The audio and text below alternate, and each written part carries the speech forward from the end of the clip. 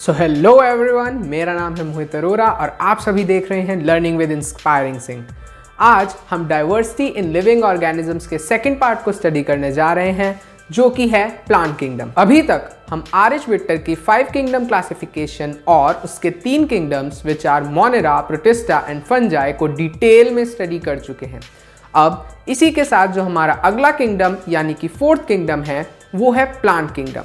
ये हमारी अगली क्लासिफिकेशन है जो कि हमारी पिछली ही क्लासिफिकेशन की तरह बेस्ड है इवोल्यूशन पर, यानी कि सिंप्लिसिटी टू कॉम्प्लेक्सिटी। इसमें भी हम देखेंगे कि प्लांट्स कैसे इवॉल्व हुए from very simple structure to those complex structure जो हमें आज देखने को मिलते हैं। सो इसी के साथ लेट्स गेट स्टार्टेड।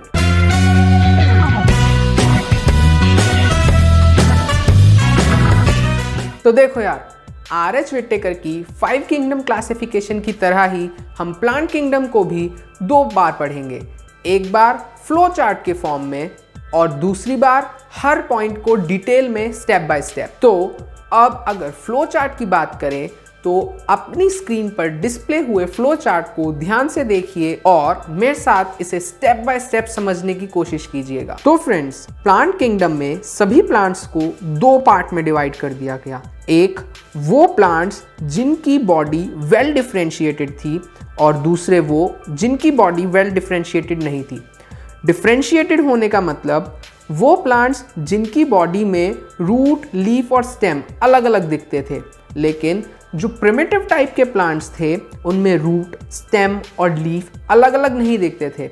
और जैसे जैसे एडवांसमेंट हुई तो हमें रूट, स्टेम और लीफ अलग अलग दिखने लगे, यानी कि प्लांट्स वेल डिफरेंशिएट हो गए। सो वो प्लांट्स जिनमें डिफरेंशिएशन ऑफ बॉडी पार्ट्स नहीं होता है उसको हम थैलोफाइटा कहते हैं। थैलोफाइटा का मतलब वो प्लांट्स जिनकी बॉडी थैलस लाइक होती है, यानी कि आपस में सब कुछ मिक्स सा होता है।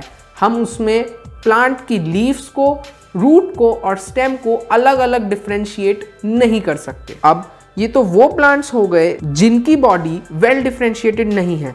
अब अगर हम बात करें उन प्लांट्स के बारे में जिनकी बॉडी वेल डिफरेंशिएटेड है, वो अगेन 2 टाइप्स के होते हैं।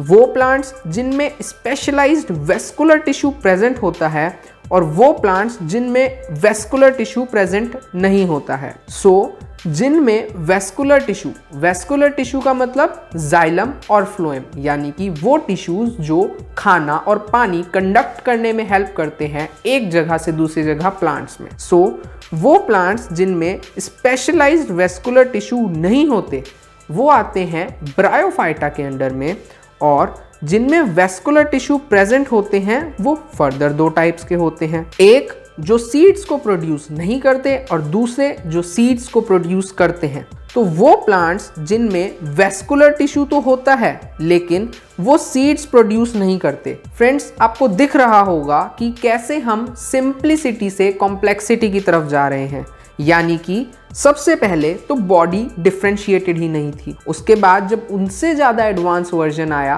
तो बॉडी डिफरेंशिएट हुई। अब जब बॉडी डिफरेंशिएट हुई तो उससे एडवांस वर्जन आया कि वेस्कुलर टिश्यू प्रेजेंट हुए। अब वो प्लांट्स जिनमें वेस्कुलर टिश्यू प्रेजेंट होता है उसके भी 2 टाइप्स हैं, वो जो सीड्स प्रोड्यूस नहीं करते और वो जो सीड्स प्रोड्यूस करते हैं। तो जो सीड्स प्रोड्यूस नहीं करते वो हैं टेरिडोफाइट्स और वो जो सीड्स प्रोड्यूस करते हैं वो फेनेरोगैम्स होते हैं। अब जो फेनेरोगैम्स होते हैं वो अगेन 2 टाइप के होते हैं, यानी कि वो जो सीड्स प्रोड्यूस तो करते हैं लेकिन उनकी सीड्स नेकेड होती हैं, यानी कि उनकी सीड्स के बाहर कोई कवरिंग नहीं होती। तो वो प्लांट्स जिनकी सीड्स नेकेड होती हैं उनको हम जिम्नोस्पर्म कहते हैं, और वो प्लांट्स जिनकी सीड्स के बाहर फ्रूट होता है जैसे कि एप्पल, मैंगो एक्सेट्रा, उनको हम एंजियोस्पर्म कहते हैं। बेसिकली यहाँ पे हमें 2 टर्म्स के बारे में बताया गया है, फेनेरोगैम्स और क्रिप्टोगैम्स। क्रिप्टोगैम्स का मतलब होता है जो सीड्स प्रोड्यूस नहीं करते। तो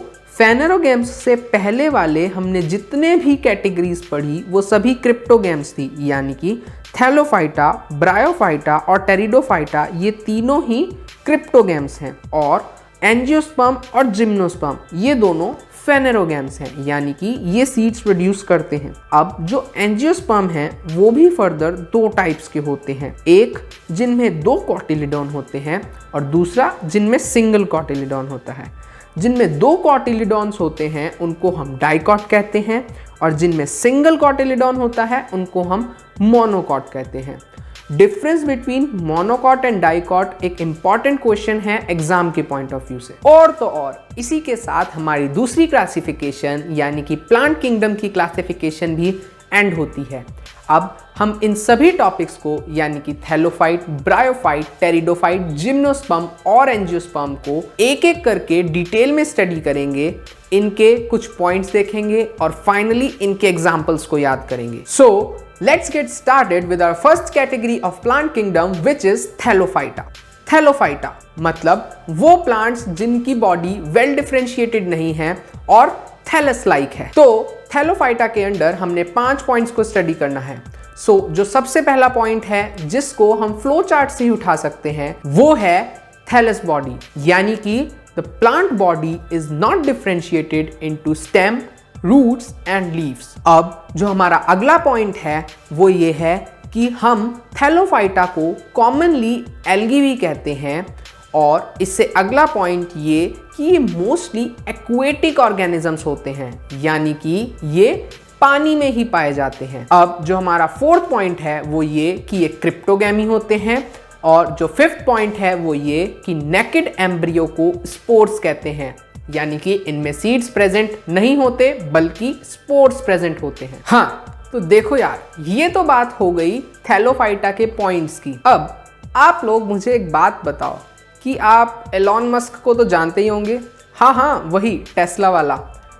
मैं आप सभी को बताना चाहूँगा कि आपके भाई ने टेस्ला से भी ज़्यादा एडवांस एक गाड़ी बनाई है और मैं आपको ऑफर कर रहा हूं ये गाड़ी चलाने का। इनफैक्ट वो गाड़ी इतनी एडवांस है कि उसके सामने टेस्ला तो बिल्कुल थैलोफाइट जैसी है। कैसी है? थैलोफाइट जैसी, मतलब बिल्कुल ही नॉन डिफरेंशिएटेड, इतनी बेकार। हमारी गाड़ी बहुत ही एडवांस है। क्या आप वो गाड़ी चलाना चाहेंगे? उस गाड़ी का नाम है SUU। मेरे दोस्त, SUU कार चलाएगा? एक मिनट, कहीं आपको ये तो नहीं लग रहा कि ये थैलोफाइटा के बीच में ये गाड़ी और टेस्ला ये सब कहाँ से आ गए? नहीं। Let me explain you. SUU car चलाएगा ये निमोनिक है थैलोफाइटा का।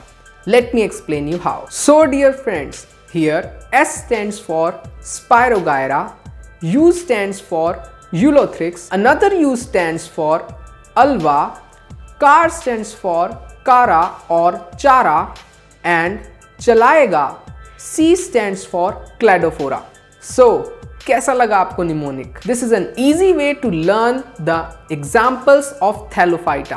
याद रखिएगा कि हमारी गाड़ी के सामने टेस्ला थैलोफाइट जैसी है। कैसी है? थैलोफाइट जैसी है, यानी कि बिल्कुल ही प्रिमिटिव टाइप की। अब इसी के साथ moving to the next category which is Bryophyta. Friends, Bryophyta में हमने 4 पॉइंट स्टडी करने हैं विच आर एज फॉलोज। सबसे पहला तो जो ब्रायोफाइट्स हैं वो प्लांट किंगडम के एम्फीबियंस कहलाए जाते हैं, यानी कि Bryophyta are the amphibians of the plant kingdom. मतलब ये वो प्लांट्स हैं जो वाटर में भी रह सकते हैं और लैंड पर भी, which is a characteristic feature of amphibians. इसीलिए ब्रायोफाइट्स को एम्फीबियन ऑफ प्लांट किंगडम कहा जाता है और ये बहुत इंपॉर्टेंट 1 मार्क क्वेश्चन भी है। Do remember. अब जो अगला पॉइंट है वो ये है कि जो ब्रायोफाइट्स है उनकी बॉडी डिफरेंशिएटेड होती है into root, stem and leaf. और जो हमारा अगला पॉइंट है वो ये कि ये भी क्रिप्टोगैमी है और इनके भी नेकेड एम्ब्रियो को स्पोर कहते हैं। वही सिंपल रिपीट अपना पुराने वाला कि इनमें भी सीड्स प्रेजेंट नहीं होते। ये हम सभी को पता है फ्लो चार्ट से कि टेरिडोफाइट्स तक कोई भी सीड्स मिलने वाला नहीं है। तो देखो यार, ये तो बात हुई ब्रायोफाइटा के पॉइंट्स के बारे में। अब आप लोग मुझे एक बात बताओ, जो ब्रायोफाइटा है क्या वो सिर्फ मेरे को ही ब्रो जैसा लग रहा है या आपको भी? फ्रेंड्स, ब्रो बोले तो भाई, भाई बोले तो mister, and mister has most fun. ये हमारी अगली ट्रिक है ब्रायोफाइट के एग्जाम्पल्स को याद करने के लिए। Friends, here M of Mr stands for Markensia. R of Mr stands for Rixia. Does not have any sense here, it's just here to complete the sentence. Most stands for Mos and Fun stands for Funaria. So M, R has most fun. So friends, कैसी लगी आपको ये trick? इसी के साथ हमारा bryophyta भी खत्म होता है। अब जो हमारा अगला टॉपिक है वो है टेरिडोफाइटा। अब देखो यार, जो टेरिडोफाइटा है ये बहुत ही कंफ्यूजिंग सा है, अपने नाम में भी और अपने काम में भी। सबसे पहले तो इसका नाम ही देख लें। जो टेरिडोफाइट है ये सुनने में ऐसा लगता है कि ये स्टार्ट होता है टी से, लेकिन ये स्टार्ट होता है टी से। बेसिकली टेरिडोफाइट में पी साइलेंट होता है। अब हमें टेरिडोफाइटा में 4 पॉइंट्स को स्टडी करना है। सबसे पहला, the plant body is differentiated into root, stem and leaf. इससे अगला पॉइंट जो कि हम फ्लो चार्ट से भी उठा सकते हैं वो ये कि प्रेजेंस ऑफ वेस्कुलर बंडल, यानी कि जाइलम और फ्लोएम प्रेजेंट होते हैं। इससे अगला पॉइंट है वही सेम, ये भी क्रिप्टोगैम हैं और इनके भी नेकेड एम्ब्रियो को स्पोर कहते हैं, यानी कि सीड्स अभी भी डेवलप नहीं हुए हैं। तो इसी के साथ हमारे 4 पॉइंट्स टेरिडोफाइट के कंप्लीट होते हैं। तो देखो फ्रेंड्स, अभी तो आपको पता चला कि टेरिडोफाइट कैसे नाम से टेढ़ा है, अब हम इसको जानेंगे कि ये कैसे काम से टेढ़ा है। तो देखिए, आप सभी एक बहुत ही मशहूर पेंटर के बारे में तो जानते होंगे, MF हुसैन साहब। जी हाँ, तो एक पेंटिंग ऑफ MF हुसैन। अरे ये कहाँ से बीच में आ गए? तो ये यहाँ से बीच में आ गए कि P यानी कि पेंटिंग स्टैंड्स फॉर टेरिडोफाइट हमें ये याद दिलाएगा कि हमें टेरिडोफाइट की स्पेलिंग एग्जाम में T से लिख करके गलत नहीं करनी है। So painting of sir MF Husain, painting of M stands for Marsilea, F stands for fern and Husain stands for horse tail. So friends, इसी के साथ हमें टेरिडोफाइट के एग्जाम्पल्स भी याद हो गए। कैसा लगा आपको ये निमोनिक? अब जो हमारा अगला ग्रुप है वो है फेनिरोगैम्स, जिसके अंडर हमने जिम्नोस्पर्म और एंजियोस्पर्म को स्टडी करना है। सबसे पहले जिम्नोस्पर्म। सबसे पहला point, as per the flow chart, इसमें सीड्स तो हैं लेकिन कोई कवरिंग नहीं है, नेकेड सीड्स हैं। इसके अलावा जिम्नोस्पर्म पेरेनियल होते हैं। देखो, कुछ प्लांट्स सीजनल होते हैं और कुछ पेरेनियल। सीजनल का मतलब जो किसी पर्टिकुलर सीजन में ग्रो करें, जैसे मैंगो केवल गर्मियों में आता है। लेकिन जो पेरेनियल होते हैं वो through out the life grow करते हैं, through out the year grow करते हैं, इर्रिस्पेक्टिव ऑफ एनी सीजन। अब जो हमारा तीसरा पॉइंट है अबाउट द जिम्नोस्पर्म वो ये कि ये एवरग्रीन होते हैं, वही कि पेरेनियल होते हैं। और चौथा पॉइंट कि ये ट्रीज या ये प्लांट्स वुडी होते हैं, यानी कि बहुत ही हार्ड होते हैं।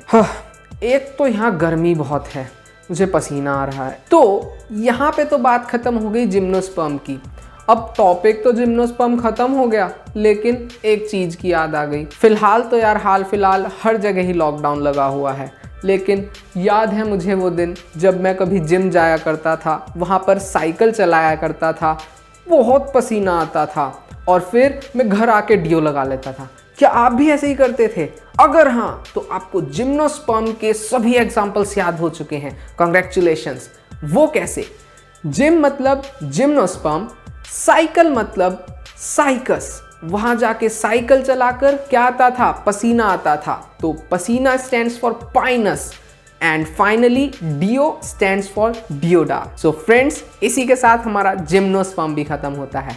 अब जो हमारा अगला टॉपिक है वो है एंजियोस्पर्म्स। तो देखो यार, जो एंजियोस्पर्म्स हैं इनमें हमें 3 पॉइंट्स पढ़ने हैं। सबसे पहला, एक तो ये सबसे ही एडवांस टाइप के प्लांट्स हैं, तो क्योंकि ये सबसे एडवांस टाइप के प्लांट्स हैं तो एक तो इनमें सीड्स पाई जाती है। सीड्स पाई जाती है, इसमें कौन सी बड़ी बात है, वो तो जिम्नोस्पर्म में भी पाई जाती थी भाई। लेकिन इनमें जो सीड्स पाई जाती हैं वो कवर्ड होती हैं फ्रूट से, जैसे कि एप्पल, मैंगो। ये सभी एग्जाम्पल्स हैं एंजियोस्पर्म के।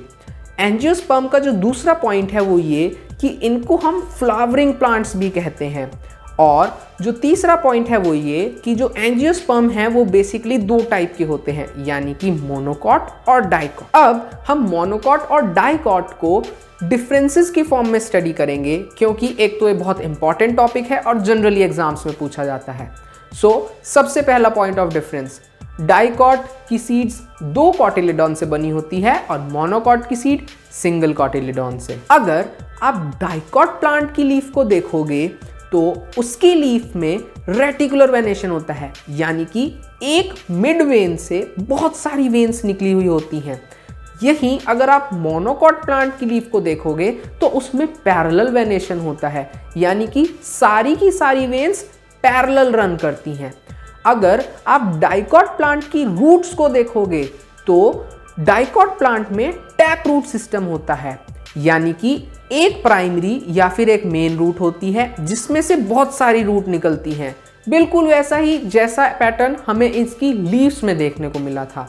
और जो मोनोकॉट प्लांट होती है उनकी रूट्स फाइब्रस होती हैं। अब अगर हम बात करें इनके एग्जाम्पल्स की, तो डाइकॉट में जैसे मान लो आपने एक चने का सीड तो देखा होगा ना, अगर हम उसको तोड़ने की कोशिश करें तो वो दो में स्प्लिट हो जाएगा। सिमिलरली फॉर मैंगो, तो ये एग्जाम्पल्स हैं डाइकॉट के। लेकिन वहीं अगर हम बात करें कुछ सीड्स की जैसे कि राइस, व्हीट, शुगर केन या फिर ग्रास, तो ये सभी एग्जाम्पल्स हैं मोनोकॉट सीड्स के। अब अगर हम बात करें उन एग्जाम्पल्स की जो हमारी एनसीईआरटी में दिए हुए हैं, तो डाइकॉट का एग्जाम्पल दिया हुआ है इपोमिया और मोनोकॉट का एग्जाम्पल दिया हुआ है पैफियोपेडिलम। अब इसे याद करने के लिए कोई अच्छी सी ट्रिक तो नहीं, बट स्टिल एक छोटा सा ट्रायल। डाइकॉट में सेकंड वर्ड है आई, तो इसी से हम याद रखेंगे इपोमिया, यानी कि आई डाइकॉट इपोमिया। और मोनोकॉट में जो दूसरा वर्ड है वो है ओ, और ओ के बाद अल्फाबेट्स में बेसिकली आता है पी। इससे हम याद रखेंगे पैफियोपेडिलम। फ्रेंड्स, आज के लिए बस इतना ही। इससे अगले किंगडम यानी कि एनिमल किंगडम को और उसकी सारे फाइलम्स को हम डिटेल में स्टडी करेंगे इससे अगली वीडियो में। और मुझे कमेंट सेक्शन में जरूर बताइएगा कि आपको ये ट्रिक्स और निमोनिक्स कैसे लगे। तब तक के लिए if you like the video then hit the thumbs up and subscribe to the channel. This is Mohit Arora signing off. Bye bye.